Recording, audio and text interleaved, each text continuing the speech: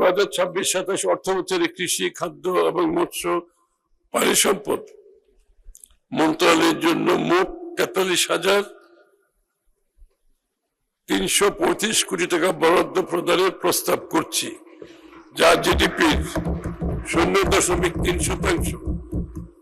আমাদের সরকারের অন্যতম প্রধান অঙ্গীকার হলো কৃষিকে জাতীয় সমৃদ্ধির প্রধান চালিকা শক্তিতে পরিণত করা। কৃষি খাতে মৌলিক যুগান্তর আনতে এবং প্রান্তিক জনগোষ্ঠীর দোরগোড়ায় 10টি সেবা পৌঁছে দিতে সরকার চলতি বছরের 1 বৈশাখ আনুষ্ঠানিকভাবে কৃষক কার্ড কর্মসূচি চালু করেছে।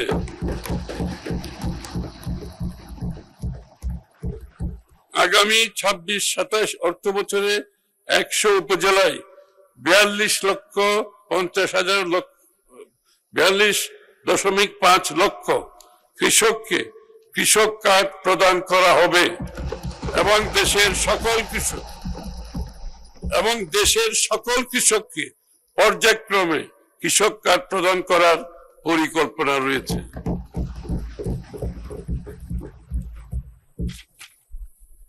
এই কার্ডের মাধ্যমে ভূমিহীন ও প্রান্তিক কৃষকগণ প্রতি বছর একবার 2,500 টাকা করে নগদ সহায়তা পাবেন। আমি 2026-27 অর্থ বছরে প্রাথমিকভাবে কৃষক কার্ড বাবদ 1,062,50 টাকা বরাদ্দের প্রস্তাব করছি। আমাদের নির্বাচনী ইশতেহারে ঘোষিত প্রতিশ্রুতি অনুযায়ী শস্য, ফসল, মৎস্য ও পশুপালন খাতে গৃহীত সর্বোচ্চ 10,000 টাকা পর্যন্ত কৃষি ঋণ সুদ সহ মওকুফ কর্মসূচি ইতিমধ্যে বাস্তবায়ন করা হয়েছে এবং এ বাবদ চলতি অর্থ বছরে 1,568,96,96 টাকা বরাদ্দ প্রদান করা হয়েছে। কৃষির সার্বিক উন্নয়নের জন্য আমরা নিম্নলিখিত কার্যক্রম বাস্তবায়ন করছি। কৃষি পুনর্বাসন ও প্রণোদনা কর্মসূচির আওতায় বিনামূল্যে বীজ, সার ও অন্যান্য উপকরণ সহায়তা প্রদান করা হচ্ছে। ভর্তুকি মূল্যে কৃষক পর্যায়ে সার সরবরাহ অব্যাহত রাখা হয়েছে। ভর্তুকির উপর নির্ভরশীলতা কমাতে পানি খেয়ে নিয়ে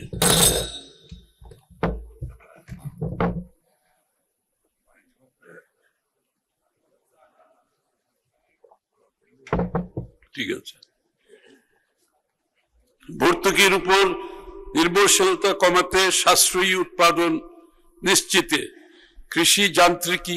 কৃষিকে যান্ত্রিকীকরণ কর্মসূচি জোরদার করা হচ্ছে। আমাদের অনেক সময় শ্রমিকের অভাব থাকে, এর জন্য কৃষিকে আরো সামনের দিকে এগিয়ে নিয়ে যাওয়ার জন্য যান্ত্রিকীকরণ প্রয়োজনীয়তা দেখা দিয়েছে।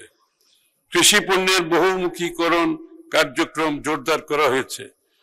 পচনশীল পণ্যের জন্য কোল্ড স্টোরেজ ও কোল্ড চেইন ব্যবস্থা সম্প্রসারণ করা হচ্ছে।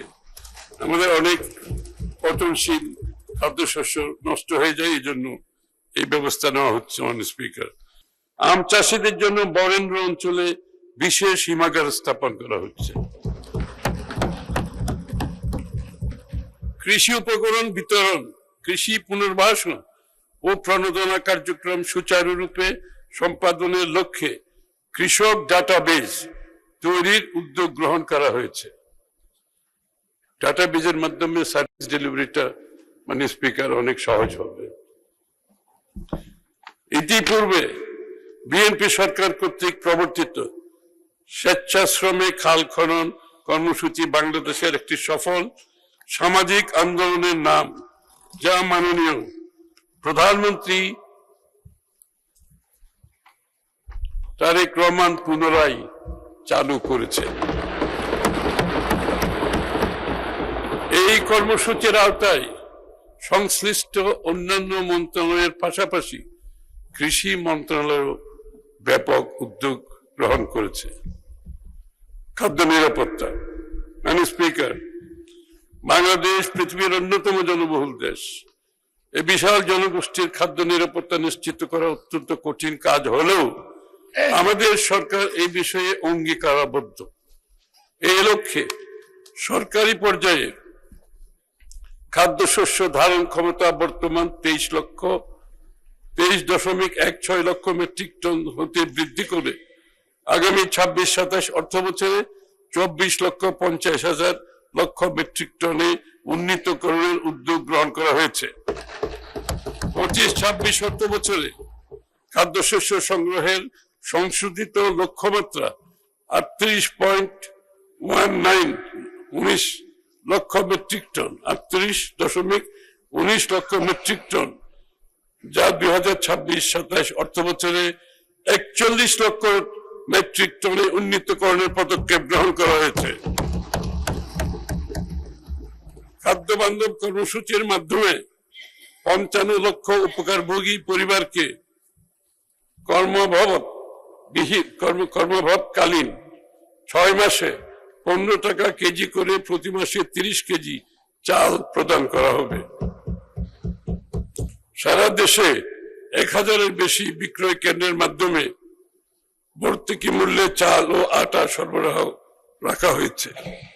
চালের বাজার নিয়ন্ত্রণ রাখতে 419 উপজেলায় অতিরিক্ত ওএমএস কার্যক্রম চালু করা হয়েছে।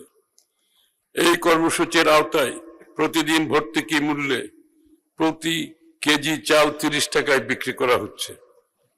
খাদ্যশস্যের বাজার দর পর্যবেক্ষণে অনলাইন মনিটরিং ব্যবস্থা চালু হয়েছে। মৎস্য পানি সম্পদ, মাননীয় স্পিকার, নির্বাচনী ইশতেহার বাস্তবায়নে মৎস্য পানি সম্পদ খাতকে আমরা জাতীয় অগ্রাধিকার হিসাবে নির্ধারণ করেছি। 26-27 অর্থ বছরে আমাদের লক্ষ্যমাত্রা হচ্ছে 56,35,000 মেট্রিক টন মৎস্য উৎপাদন। সুনীল অর্থনীতির উপর গুরুত্ব আরোপ করে 2030 সালের মধ্যে মৎস্য রপ্তানি আয় $1 বিলিয়ন উন্নীত করার লক্ষ্যে নির্ধারণ করা হয়েছে। আমরা প্রকৃত মৎস্যজীবী ও কৃষকদের সুরক্ষায় জলাতার নীতির ভিত্তিতে আমাদের প্রকৃত মৎস্যজীবীদের কথা চিন্তা করে তাদের দৈনন্দিন জীবনে বিষয়গুলো তাদের একটি অংশ, এটাকে মাথায় রেখে আমরা এই নীতির ভিত্তিতে জলমহল, উপকূলীয় খাল, হাওরগুলো স্থানীয় মৎস্যজীবী দরিদ্র জনগোষ্ঠীর জন্য উন্মুক্ত করার উদ্যোগ গ্রহণ করেছি। 15 লক্ষ জেলে পরিবারকে বিজিএফ সুবিধার আওতায় আনার কার্যক্রম গ্রহণ করেছি।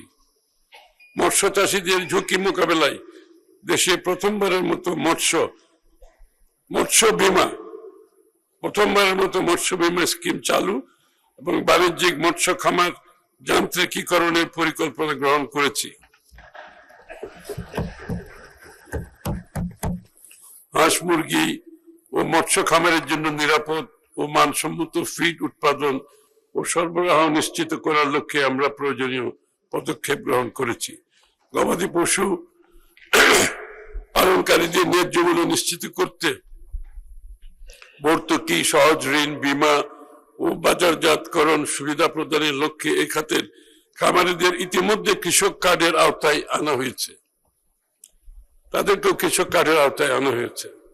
মাননীয় স্পিকার, 2026-27 অর্থ বছরে কৃষি, খাদ্য এবং মৎস্য পানি সম্পদ মন্ত্রণালয়ের জন্য মোট 43,335 কোটি টাকা বরাদ্দ প্রদানের প্রস্তাব করছি, যা জিডিপির 0.3%।